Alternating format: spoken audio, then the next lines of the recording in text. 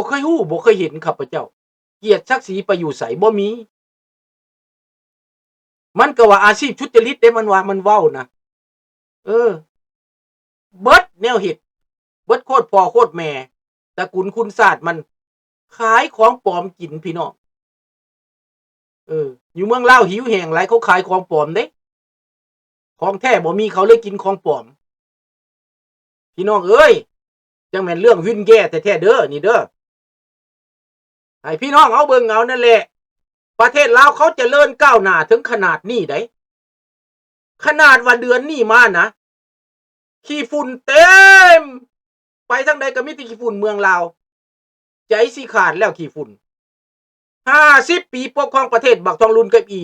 เวียงทองกับบักสอนไซกับน้องไส้บักสอนไซ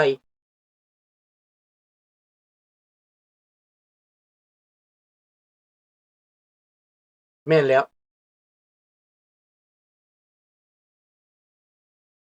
ทุกคนเป็นซูฟรังส์เบิดเจ็บปวดเบิดแต่ว่าแล้วบางคนบ่อยากเว้าเรื่องเก่าเรื่องหลังพวกมาใหม่พวกมาอยู่นี่นะพวกมาอยู่ใหม่นี่นะเขาจะมาก่อกวนอพยพเขาบูจักที่มาของเขาเด้อพยพพวกเฮานี่นะเป็นบ้าเอาเข้ามาแล้วบ่ตักบ่เตือนเอาเข้ามาแล้วบ่เว้าบ่ว่าให้เข้ามาเคลื่อนไหวการเมืองนี่มันน่าเจ็บใจบ่ล่ะเจ้าเอาเข้ามาให้เข้ามาท้าทายเยาะเย้ยคนลาวเฮาอยู่นอกนี่เดี๋ยวนี้จำนวนลี่ซ่อนปอนตูนั้นที่เขาจะส่งกับลาวนั้นมีหลายอยู่แล้วคนลาวบางส่วนที่เคลื่อนไหวการเมืองนี้ที่ได้บัตรเขียวไปแล้วนั้นดังเท่านูนี่นะเดี๋ยวนี้เท่านูเป็นเป้าแล้วเดี๋ยวนี้นะเป็นเป้าแล้วข้าพเจ้าว่าเท่านูนอนบ่รับแล้วคันเก่งก็ท่าทายมาเด้อบักหลาเด้อท่าทายมาเด้อข้าพเจ้าบ่เฮ็ดหยังดอกข้าพเจ้าจะแจ้งให้รัฐบาลอเมริกากวดสัญชาติกวดการที่มาของบักนูนี่แหละ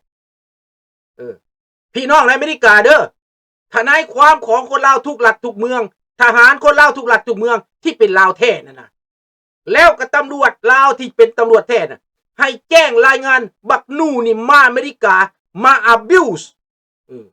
มาละเมิดกฎหมายอเมริกามาข่มขู่คนลาวที่เขานี่ล้มหนีตายมาท้าทายมาก่อความบ่สงบมาปั่นป่วนในอเมริกาเอามันเลยเอาทุกเต็มเลยพี่น้องข้าพเจ้าหมดความปราณีกับคนพวกนี้แล้วหมดแล้วบ่มีความปราณีกับพวกนี้และบ่มีใจอ่อนกับคนพวกนี้พี่น้องนี่เอาเลยพี่น้องบ่ต้องเกี่ยวเรื่องอื่นเพราะพวกท่านมีสิทธิ์เต็มร้อยสิทธิ์ของพวกท่านน่ะต้องใช้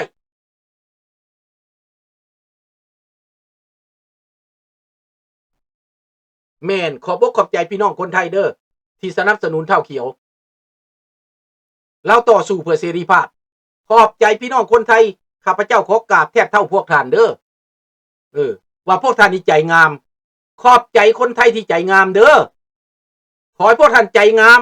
ปีใหม่นี้ขอให้คนไทยคนอีสานได้บุญหลายอายุมั่นขวัญยืนเด้อให้เจ้าฟ้าพระมหากษัตริย์นั้นอายุมั่นขวัญยืน100 ปีพุ่นเด้อ1,000 ปีพุ่นเด้อพี่น้องเด้อให้ซอยเท่าเขียวเนี่ยให้ซอยเท่าเขียวเนี่ยเด้อคนลาวนี่จะฮู้บุญคุณอย่างสูงขอบอกขอบใจน้ำน้องธนพรเด้อที่เว้าให้คนไทยเข้าใจนะ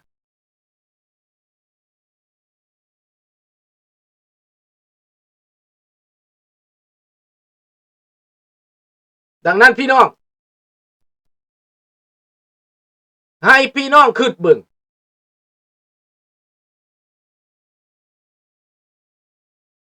ว่าถ้าเรามีความสามัคคีกันเป็นหนึ่งเดียวนะมีความสามัคคีกันเป็นหนึ่งเดียวนะเฮ็ดหยังก็ได้เบิดเว้าหยังคนก็ฟังคันเฮาเว้าไปคนละแปลกละแนวนะบ่ให้ความสำคัญอันใดก็บ่ให้ความสำคัญน่ะเฮาจะไปใส่เขาก็บ่เบิ่งหน้าอเมริกาก็บ่อยากฟังคนบ่ซื่อเขาบ่อยากฟังเด้ข้าพเจ้าได้ล้มกับคนอเมริกาคนหนึ่งเขาบอกคนลาวนี่ขาดความซื่อหน่อยหนึ่งขาดความซื่อสัตย์หน่อยหนึ่ง ความจริงใจหั่นน่ะเว้าไปแล้วเลยไปหั่นน่ะเขาบ่มักคนต่างประเทศเขาบ่มักเด้อเขามักคนจริงใจเขามักคนตรงคนซื่อเขามัก honesty นั่น honest นั่นน่ะ honest sir to be honest ภาษาฝรั่งเศสก็ว่า sois honnête soyez honnête เรื่องความซื่อสัตย์สำคัญความจริงใจสำคัญอันนี้สำคัญดังนั้นพวกเราต้องร่วมมือกันทั้งในทั้งนอกพี่น้องลาวอีสานพี่น้องคนไทยพี่น้องลาวทั่วโลกและชาวโลกผู้รับเสรีภาพและประชาธิปไตยนี้เนาะมื้อนี้ถ้าเบิ่งหลังจาก2 อาทิตย์ไปแล้วอิหร่านจะเป็นจังไดข้าพเจ้าว่าตอนนี้การเคลื่อนไหวของซาอุดิอาระเบียการเคลื่อนไหวของบาห์เรนการเคลื่อนไหวของโลกกำลังมาจู้จอดกันกำลังปรึกษาหารือกันระหว่าง NATO กับอเมริกาเขาสิเฮ็ดแนวใดกันเขาต้องใช้เวลานี้ล้มกันเพราะว่าผ่านมา NATO บ่ได้ร่วมต่อไป NATO อาจจะร่วมแม่นแล้วจอนอาศัยลูกน้องนุ่งลูกหลานเบิดทุกคนเด้อเฮาต้องร่วมกันเหมือนแต่ก่อนดังเพลงที่เฮาแต่งหั่นแหละฟังเพลงแล้วก็พอสิเข้าใจแล้วเนาะของขวัญปีใหม่ปีนี้ลุงขอเท่านี้เด้อขอให้พี่น้องลาวทั่วโลกอย่าลืมกำพืชตัวเองว่าตัวเองมาแต่ไสเป็นไผหลังจากนั้นแล้วเอาใจให้แน่บ่ขอเงินขอคำขอหัวใจเด้อหัวใจผู้ละดวงละดวงแล้วก็สนับสนุนราชวงศ์ลาวเฮาเด้อสบายดีหลานทดแทนราชวงศ์ลาวเฮานั้นเพิ่นเคลื่อนไหวออสเตรเลียตอนนี้เพิ่นกำลังจะไปเปิดรูปปั้นข้าพเจ้าบอกไปแล้วทางออสเตรเลียจะเป็นไผก็ตามที่เสื้อเชิญราชวงศ์ไปนั้นถือว่าได้กระทำหน้าที่ของตนเองจะเป็นกลุ่มใดก็แล้วแต่ให้ร่วมมือกันให้สามัคคีกัน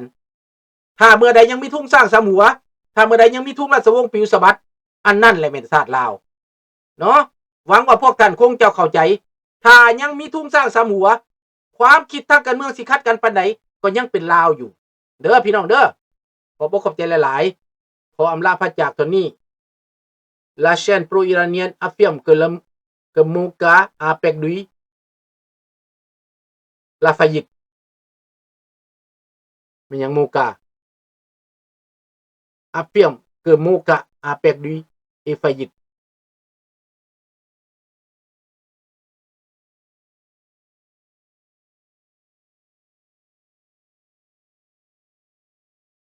แน่นอนคนอิหร่านเขาต้องสำเร็จแน่นอนแต่มันจะบ่ได้ไวมันจะค่อยๆไปมันจะค่อยซึมไปมันจะค่อยคือซึมไปค่อยๆซึมไปพี่น้องวันช่วงนี้ Good night Have a nice day Bye bye Au revoir Merci beaucoup โชคดีปีใหม่เบิดทุกคนเด้อบายบายแล้วกับผู้ใด